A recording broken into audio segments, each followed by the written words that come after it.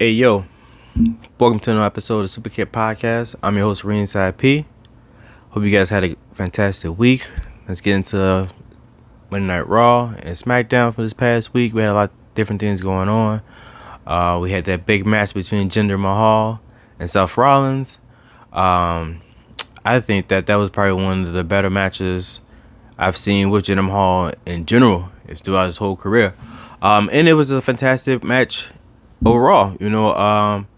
Just watching them put on a great show at the end of the night. Sadly, we saw that Seth Rollins got injured. That's been the biggest news all week. It's like Seth Rollins tore his MCL and a partially torn meniscus. So we're all anxious to see what's going to happen Monday. Is WrestleMania in jeopardy for him? We already know that he's out for Royal Rumble. We had to relinquish the title, or what are their exact plans for Seth Rollins and the WWE Heavyweight Championship going forward with WrestleMania right around the corner in a couple months? What do you guys think? What do you guys think is the best solution for Seth Rollins and his injury? Do you guys think he get healing time, or do you guys think that maybe they could vacate the title and maybe we should get a new challenger and maybe a tournament to crown a new heavyweight champion for WrestleMania? Let me guys know what you think. In addition to trying to figure out what's next for Jinder Mahal, let me just go back to more of that match. Like the build up. Surprisingly, though, this is the hottest Jinder Mahal has been in quite a long time, maybe ever since even his title reign. He kicked off the new year with a segment against The Rock. Then he was in Twitter beef with Tony Khan. Then he was main event Monday Night Raw in a World Heavyweight Championship match. Like I said, what he looked amazing in. The match was great. And even though I feel like a lot of us already knew that Jinder wasn't going to win, they kind of put it up in the air and they made it like, oh man, he might be able to do it. And just like the built up in the match, and it was like it kind of put you on edge in a sense. Could he do it? Is it possible? And then when the match started and he came out with "End this year," and it was like, all right, well now Seth gotta look out for these two guys, and they kind of played their part, and it seemed like it kind of fell through towards the end when one of the guys that got up on the apron and the other guy was trying to get for the chair, and it was like the coordination between the three of them, they couldn't get on the same page, and it's like the timing was off. And then you had Damian Priest out there, and then he was ready to cash in, and then Drew McIntyre came out, and then hit the Colossus, and then Seth kicked out the Colossus, and then it was like the stomp, and then that was it. And it was like maybe that was all kind of like rushed. I hate the finish of the match. The match finished too quickly. It was like too much going on, and it didn't kind of like wasn't like smooth. And it was like bang, bang, bang, bang, bang. And it was like, oh man, like let me process what's going on. And that climax, I think they just overshot it too fast. And it was like one thing was supposed to happen, and then you were supposed to be like, all right, let it, settle down. And then something else was going to happen. It kind of build, and then settle down. There was just none of that. It was just rushed. Maybe they ran out of time, and like I was about to say, maybe due to Seth being injured, they had to speed up the process of everything to kind of hurry up and get him out of there so he can get looked at or whatnot. I didn't like that in the match. Like I said, the match was phenomenal. It was just that ending and everything just seemed so rushed so quickly. I kind of put a damp on the match. Like I say, it might have just been because Seth was injured or what. But if that's the Jinder Mahal that's going to show up, and I say, not that he was ever, a bum or a scrub wrestling, he's probably just booking. If you guys are going to book Jinder Mahal like that, then that's what we want. We want to see him be great. We want to see these guys be great. We don't want to see guys be bums. We don't want to see guys not get the proper shine that they should get, especially if they're talented enough to get that shine. But yeah, man, I'm here all for it. Don't hinder Jinder. Jinder my timbers, give me more Jinder Mahal. If you guys are doing him, if you're gonna do him justice and service properly, So yeah, man, did you guys like Jinder Mahal? Did you want more of Jinder Mahal going forward? I think he's gonna be a mainstay in on Raw, going forward, because he's been showing out, and I think he deserves it. So yeah, let me know what you guys think about Jinder Mahal.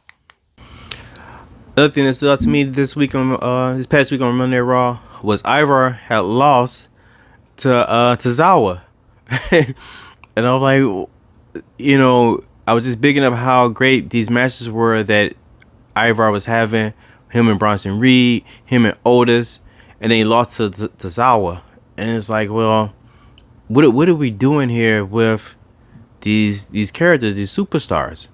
Do you want Ivar to be taken seriously?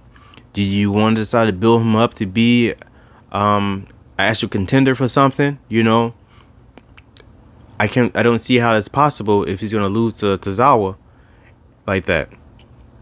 I see next week he's facing Chad Gable, and I thought they wanted to make him seem like he was a dominant force, and he's not really getting that shine, like, in that being booked like the way I think he should be taken like that. Like I said, to see him lose to Zawa after beating Bronson Reed and Otis, and then lose to Zawa. No disrespect to Zawa, because he's fantastic, and I'm very highly entertained every time he's on TV and whatnot. But I'm looking to see them trying to push these characters to be heels, these guys, and I feel like Monday Night Raw is lacking a heel presence, and I'm gonna get more into that a little later on in the show. But man, we gotta do something with that. I wish we can just give me Ivar, Otis, and Bronson Reed. That's the match that I want to see. I think some other people might want to see that too. It's great with those guys. So let me know what you guys think. Do you think Ivar still have lost to Zawa? Do you like where this is? Maybe they might be trying to go with this, or what? Let me know. So also, I've always been talking about how wish tag team wrestling would come back and then make it a bigger, put more of a focus and light on tag team wrestling. You got these tag team titles in both divisions, women and men, that they don't really do anything with. They're kind of just there, and it's good to see like even the women's tag team championships are getting more play. Kaden and Katana having matches, and they're having great matches. They had that great match against Unholy. Now I forgot their name. The Holy Union. They had a great match against them, and I want to see them run that back again, just because that match was just so quick. It felt like it was like a 5-minute match, but that might have been on the spot that they had. But give them more time to build up this tag team division in the women's tag team. Also in the men's, like, you had DIY have this thing with Damian Priest and Finn Balor. We had Awesome Truth had this thing with Judgment Day and Damian Priest and Finn Balor in general. Give me more of that. Let's make these tag teams championship mean something and be worth something. I mean, it was just almost a little less than a year ago at WrestleMania that these tag team titles were on the line, and like the first time ever. And maybe that was more so of a story being told, so it kind of maybe overshadowed the championships. But still, the titles are on the line at main eventing WrestleMania night 1, and now they're just kind of just there, and that kind of like sucks. All these titles should all mean something, and they should all make a person or a superstar, elevate their career in a sense, And like I said, just for the tag team championships, both, they don't really get that proper due. I wish they were bringing back, like, just, you get these tag teams and you're not really doing anything with them like they should. I feel do some more of these tag teams, guys. Like, what are you guys' thoughts on the tag team championships? I think the women's tag team championships right now are getting more shine and more play than the men's tag team championships, but I could be wrong. What do you guys think? Do you guys want to see more tag team wrestling, or do you guys just kind of you fine with what you guys are getting? Let me know. Comment it below. Tell me what you guys think. So lately, I've been buying a lot of different merch from WWE Shop. This is new. This is this NWO sweatshirt. It's by Contenders, but it's on WWE Shop. But yeah, it's dope. I like it. I like the way it fits. is better than the other hoodies that are strictly WWE. Like I had the Yeet hoodie and the We the Ones hoodie, and those are a size medium, but they still feel bulky and loose. And I'm always a big fan of the pocket right here. But I might have a little short, a little real, so you can check out the sweater, the hoodie in the front and the back of it, whatnot. But speaking of also more new merch, Seth Rollins has a new shirt, and I'm always kind of quite surprised that for how amazing, Seth Rollins dresses, and he's called like the drip god or whatnot, he doesn't have more merch. I think they're failing in that region with him. Like I think they could really capitalize if they gave, man, even maybe just gave him a own like little line of like clothes in a sense, just different wear, whether it's socks, whether it's pants or ties or something. Like Seth Rollins always stands out. He's it's colorful. The clothes are eye catching. All his outfits. I look forward to see what Seth Rollins is wearing week in and week out. Even for the PLEs or whatnot, because he always brings it that way. It's just sad to see that he doesn't have the merch that match him, especially being the heavyweight champion. You think he would have more gear, but he doesn't really. I think he doesn't really have that. And when they do get a shirt, it isn't like the best. It's like they don't really put effort into his merchandise for some reason, and I don't know. I wish they would. But the shirt he has is, it's nothing like spectacular or nothing like that, but he has new merch. So if you're a big fan of Seth Rollins, check out his new merch. So I'm going to tell you guys to like, subscribe, share, comment, give me feedback, help me make this thing great. Like I think I mentioned maybe last episode, the episode before, that I want to do a contest. And I didn't give the details at the time, but I'm going to give you guys details for that. I need you guys to subscribe, like, help me get this count up, And then once I reach this first milestone, I think it's like 500 subscribers, I'm going to do a giveaway. No purchase necessary. Just like, subscribe, help me get my followers up to like 500. I'm at like 200 something now. I appreciate you guys, all you guys that have subscribed already. Thank you. Thank you for tuning in. Thank you for giving me the views, giving me the likes, the comments, interacting with me and everything. But once I get to 500 subscribers, I'm going to figure out how to do a random like pick or whatever, and I'm gonna give away a WWE gift card for a certain amount of money for one person, and then maybe when I get to the next tier or whatever, maybe I might keep doing it, and I just keep raising the amount of the gift card for people, So, but it will be, I'm gonna tell you this: the amount that you guys get for this first gift card is gonna be enough definitely to buy some merch, and at least one piece of merch or something like that. But yeah, man, like, subscribe, and it help grow this thing, man. Let's make this thing big. Like I said, I'm enjoying doing it. I know there's so many different people out there doing wrestling content, doing their live streams and they think pieces about stuff and making content and videos and whatnot. And so I'm trying to be original with what I do. I see it, what other people do, and I try not to watch it because I don't want what they do to kind of feed into what I'm doing. And I don't want to bite or like copy what anyone else is doing. So I try to do my own stuff. But I do see it like a lot of time, like these different news outlets, everyone's always trying to repost the same thing over and over and over again. So, like I said, I already knew you guys already knew that Seth Rollins was injured, so there's no need for me to point it out again. Just kind of mention this in passing. I'm trying to go from there. But yeah, man, I just want to make this thing to be great. So if you guys got any suggestions on how to make this thing great, entertaining or whatever the case may be, let me know. I'm open to all forms of criticism, and we just want to keep going from there. Like I say, be on the lookout for the contest when I actually start it. I'll let you guys know.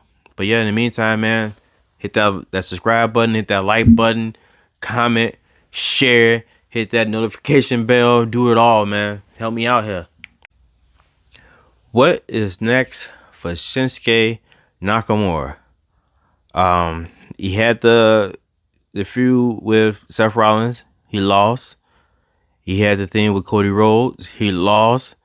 And he's not. Then they've been like clean wins. Like they're not like the lead something to like the imagination or maybe possibly Shin could have won or whatnot. He's losing and he's kind of being dominated by losing. The matches that he had with Seth, they had the last man standing match, which was a great match. But then he had the feud with the Cody, and they didn't really build it up to be nothing. It was just filler matches. And Shin is a great superstar. He's too good of a superstar to just be in filler matches for another star leading up to a PLE, to the Royal Rumble. And it's like, well, where can he go? There's no championship for him to even go to right now, because Gunther has the Intercontinental Championship, and they're not gonna have Shin versus Gunther, two heels, and he's already lost to Seth, so there's no more chances there. He's not going over to SmackDown and do anything over there. He lost to Cody, so there's nothing to do over there, and so there's no one else for him to even feud against right now, and that's kind of sad. Just a couple years ago, a couple years ago, he won the Royal Rumble, and then lost at WrestleMania. So it's like, I don't know, man. Maybe they just don't know what to do with him, WWE, properly or whatnot. Maybe I enjoy when Shinsuke does his promos, all his work in Japanese. I think they should just use that angle with him more, and do like this, evil emperor or like whatever, like just anime style, like just designs and graphics with him, to help boost his character in a sense. Sometimes I feel like they try to put these different superstars whose English isn't up to par or not the best English, and that their first language isn't English, into these English promos or whatnot, and sometimes it suffers. It doesn't translate well because sometimes the English might just be broken. And then when you let them speak in their native tongue, then it's like, well, no one else understands what they're saying in the crowd that's in the USA, and that sucks, So I enjoy what they were doing with Shinsuke when they allow him to speak his native tongue, and then had the subtitles, but then they did it in a way that was just old school, like a martial arts movie in a sense. And I don't know, man. I just want more from Shinsuke Nakamura. He's a phenomenal talent. And I also don't think he gets the shine that he should get. Okay, so now we can switch over to the SmackDown topics. SmackDown was pretty solid this week. We had Logan Paul as a guest on the KO show. And I want to say that this is probably the best I've seen Logan Paul be on the microphone in the ring against one of the superstars. Like I always speak about the timing and how it's supposed to be like a dance.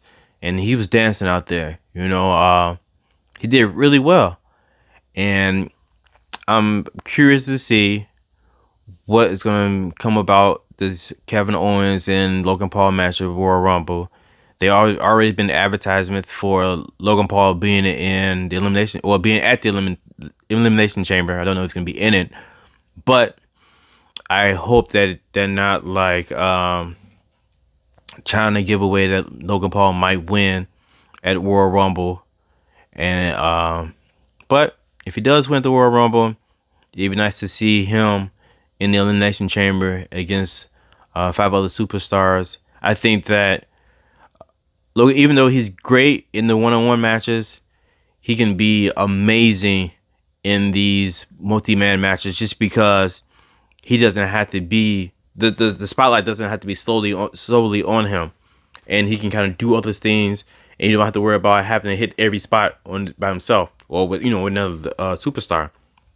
This allows him to kind of be hidden away in the match against other guys, and not to do everything or be a part of everything, which might showcase some of his weaknesses if he has some or whatnot, which he really doesn't have too many. To not actually be a WWE superstar, he's really good. But yeah, I'm looking forward to both of these matches. Well, like I say, the Royal Rumble match, and seeing what could possibly come with Logan Paul at Elimination Chamber. What do you guys think about Logan Paul? Are you guys enjoying Logan Paul in the WWE? Like I said, I'm not really a fan of him as the U.S. champion. Once again, it just makes these titles not seem valid or prestige like they should be. You know, at one time, you know, you had superstars having open challenges for different belts or whatnot, and you don't really get that. You just get, oh, it's just a guy with a belt now, you know, or a woman with a belt now, and it doesn't really do anything, and it doesn't hold no significance to anything, you know. So I don't know, man. What do you guys think at Logan Paul as a WWE superstar, and do you guys enjoy him coming out? I know he's a heel, so we don't like him, but do you guys enjoy what he has been doing lately? So, as I feel like I was starting to see this year, this would be the year of the factions. So many different people are forming factions and coming up or whatnot. Still need a name for Bobby Lashley and the Street Profits. They still doesn't have anything. And they're gonna be going face to face with the Final Testament. I don't know what that really means. It just means like, and even in the promo, the Final Testament tried to make it seem like Bobby Lashley and the Street Profits were to be like the faces of Smackdown or WWE, which they're not. You know, they're not even close to being that. Because you can see how they book. You know, they're not really even getting a push for anything. And like I always keep saying, it seems like WWE is undecided about which direction they want to go with the three of those guys. Like I said, they don't even have a name, so you can't really go nowhere with them. But another faction out there that's kind of seemed to be lost is the OC. You know them, the Good Brothers. You got Michin and AJ Styles, who's supposed to be a member of the OC, but it's kind of like off doing his own thing now, trying to get revenge against the Bloodline. And I would have thought that we would have had the OC versus Bloodline in some sense.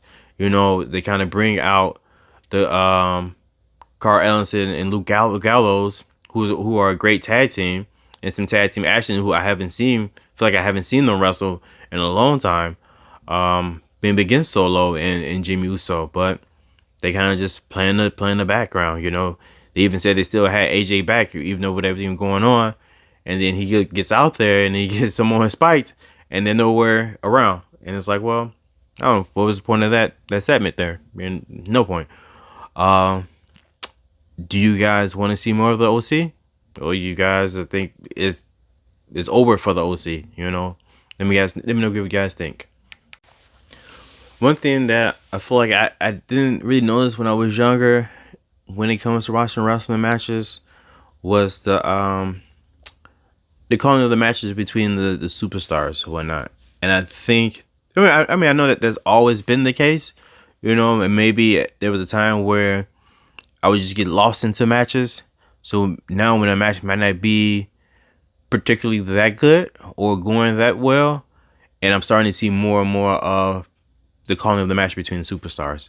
But I feel like some of that is due to there are just too many different camera angles in matches, which kind of mess up the match in a way, at least from the viewer perspective at home. I say sometimes you don't get to see a move. You see a move in a light that you probably shouldn't have been seeing. It's like seeing a magician's like trick when you're not supposed to see it. It's all supposed to be like a sleight of hand type of thing.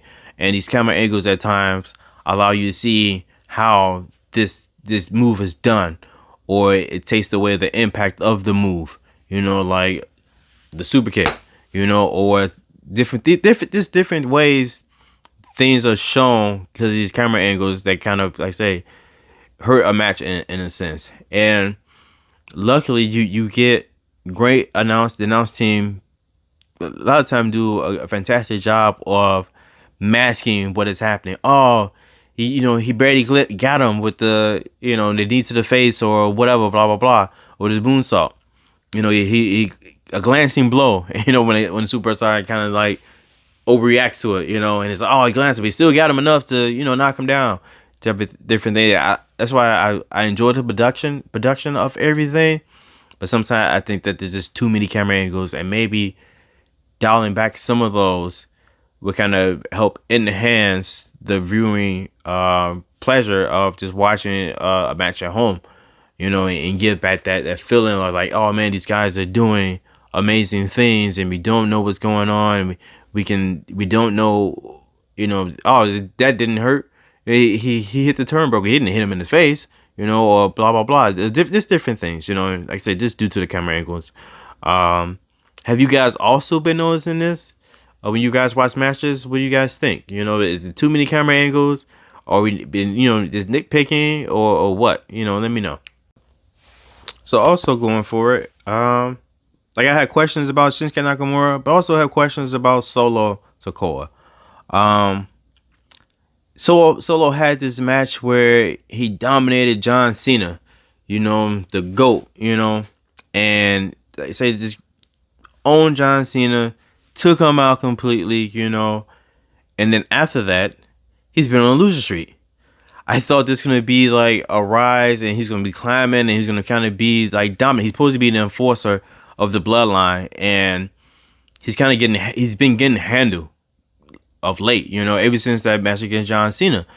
And it's like, yo, like, what is the purpose of this? What is this?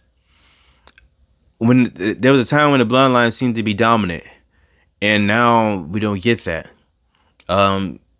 Even though I love that Jimmy Uso is funny and he's hilarious, but then it makes him seem like he's super weak because he takes losses. I don't remember the last time the Bloodline or those guys have won a match, in a solo match at that. They've just been on a losing streak, so they don't been shown as a dominant force. And even still, like, I wanted more for Solo. He came out and he debuted at Clash, Clash at the Castle, and it was like this new member that you didn't really know what he was gonna do or whatever. And it was like they built him up and they made him be solid and validated his presence in the bloodline or whatnot. And now it's like, even though he still has that serious demeanor about him, he's just not winning matches. He's not as intimidated as they keep trying to make him be. And it's like, well, of course he's not going to be. He's losing. You keep allowing him to lose. He's taking RKOs. He's taking BFTs. He's taking phenomenal forearms, week in and week out. And it's power bombs through the announce table. And it's like, oh, well, is he just, he's just slacky, out here. And it's like, oh, well, he's not, though. He's supposed to be an enforcer. You give him that name as an enforcer, so you got to let him do things and win and seem scary, to be the muscle, to be the heir to the tribal, as a tribal chief or whatnot. And you keep saying that he's gonna fix it, he's gonna make it right out there. And he came out and in that match with LA Knight and AJ Styles, and he was, took over the match. And I'm like, all right, this is the Solo that I want to see. And he came out with, had the one-on-one with Randy Orton, and then pow, RKO, and match was over. And it's like, oh, okay. I would have rather seen Solo lose by DQ.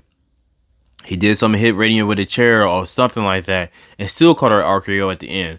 But him to catch the RKO and lose by pinfall, let's say, this doesn't help Solo character at all. I don't know, man. How do you guys feel about this with Solo? Going forward, like I say, he's supposed to be an enforcer, and he ain't enforcing nothing. He's getting ran over, and then also they say it makes him look weak, but also the other person they keep making look weak is Roman Reigns. He's supposed to be the top of the top. The big dog, the head of the table, the tribal chief, all these things. And supposed to be unstoppable, and you keep highlighting how many days he's been champion and whatnot, and every move that he makes, he's not in matches. He hasn't won a match really by himself in a minute without the outside help. I feel like one of the best matches that he had was when it was him versus Edge and versus Daniel Bryan. The three of them, and he was coming out. When he said he was going to smash him and stack him and pin him and all that stuff, and he did that, it was like, wow, like, this dude is unstoppable. He is the tribal chief. He is the head of the table. Like, and from now on, from from that point on, it's just you just kept seeing he needed help in every match, and it's like, well, that doesn't help, man. Like, I want this guy to be dominant. I want the numbers, the days he's been champion to mean something, and not make it seem like he's just have to cheat everywhere around. You know, like I don't want that. I want to see him be dominant. You know, allow him to dominate without help. To show that, oh, I'm coming out to fix it. All right, cool. I'm out here fixing it, and I'm about to show you guys. I'm about to show the rest of the bloodline. About to show the rest of the locker room that who I am. I am the tribal chief. I am the head of the table. I'm levels above everyone. This is God mode out here. You know. I don't know, man. You just book them different. I would be highly surprised if not one member of the bloodline interferes at the Royal Rumble in the Fatal 4-Way match. But yeah, man. And I'm still on the top of Roman Reigns, superstar who had the super kicks of the week. Roman Reigns had the Jordan 4 black canvases. He always usually rocks some form of Jordans, what I mostly see. But these were dope. And I think what plays a part into it is that they match the fit. They all go together. So the black canvases went well with the level above hoodie that he had on and whatnot, you know? So that's dope to see. Excuse me, when the superstars, like, say, put this stuff together, you know, and looks cool or whatnot. It's just fashion on a different level, you know?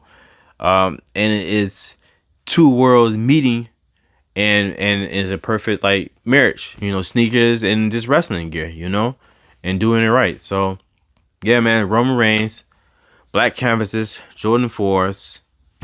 What do you guys think? You guys like this shoe? Who has this shoe out there? You know, I think it came out last year sometime, and they look clean. You know, I must admit it looked clean. But yeah, Roman Reigns, superstar with the super kicks of the week. I'm trying to do two things at once. I'm watching the game and podcasting and potting at the same time. But yeah, that's what I got right now. What are my topics? I got some more topics. I still got some time left. But yeah. All right.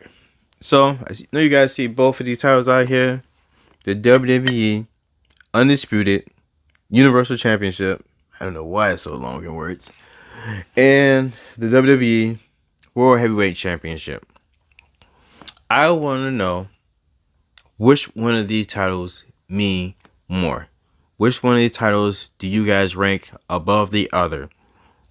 I know WWE would try to have you believe that this one is the main title. And I kind of agree with that in a sense. Just because Roman Reigns is the face of the company in a way, you know? Well, not in a way, the way. I think the fact that he has one belt takes away from it, but this is the belt that WWE pushes as the main belt, and as they want, every superstar wants to go for this belt here. But you have this belt here, which you see is defended way more than this belt. I think out of the total amount of times that the length of time that Roman Reigns has been champion, he's defended this title maybe 54 or 55 times. This title has been around since May of last year, and it's been defended the same amount of times. So this title, the World Heavyweight Championship, gets defended more, and you get to see more of it versus this title. And I think that this title here makes the superstar. When you kind of hear people say, well, the superstar makes the title or the title makes the superstar, Roman Reigns doesn't necessarily need to have this title to still have the bloodline storyline going on and still be a dominant storyline. It won't be until Cody Rhodes gets this title that the title actually means something again to me going forward. And the reason and the fact that I feel like WWE pushes this title to be the title is that Cody Rhodes could already have this title because he already has beaten Seth Rollins 3 times, but he hasn't challenged for this title for some reason. And Instead, he's focusing on this championship. Like I was saying, I believe that this could be the main title. It should be the title above this one, but above the undisputed title. But as we all see, it is the undisputed title that is number one. Like I say, right now it's not number one to me. It probably won't be that until Cody Rhodes make the title mean something again. Having the title means something. I don't think we'll ever see another run like we're seeing right now with Roman Reigns being the champion for over 1,200 days or whatnot. Also, I'm not looking for Roman Reigns to lose the championship anytime soon either. I don't want to see him lose it at WrestleMania. I want to see him beat some more records, man. I don't think he's going to get to Bob Backlund's record, so he's definitely going to get to Bruno Sammartino's number one record. But I think he can get to Hogan's record at 1,400 days. I think someone did the math, and it would have put him sometime this year, around September sometime, getting to that record. So with the 40th anniversary of Hulkamania this year, I can see Roman surpassing Hulk Hogan on that all-time reigning champion list. But yeah, if you had to choose which title means more, which title is the more important title in WWE, what would you guys pick? First, like looks though, I think I like the way the Undisputed Championship looks more than the World Heavyweight Championship. And, I feel like this is a little heavier than this one. But I prefer the way this one looks. Now, if, I say, it takes away from the title, I felt like when Roman had both belts, the Universal Championship and the Undisputed Championship, or WWE Championship at the time, was carrying two of them, that made it look this awesome. And so when they had to put both belts into one belt, I was like, it takes away from that. I wish he would still carry all of them. Kind of like in like boxing in a sense, where guys go to different divisions or whatnot, or different weight classes, and have different titles. But to me, the aesthetic looks a lot better with Roman holding multiple championships versus him just holding one championship. But like when you have like Damian Priest and Finn Balor having both the Raw and SmackDown championship into one title of a championship, that doesn't look the same to me as opposed to Roman Reigns when he had both belts. They should bring that back versus him just having one championship, carrying that around. I say it's just a better look to me than him having one as opposed to having two.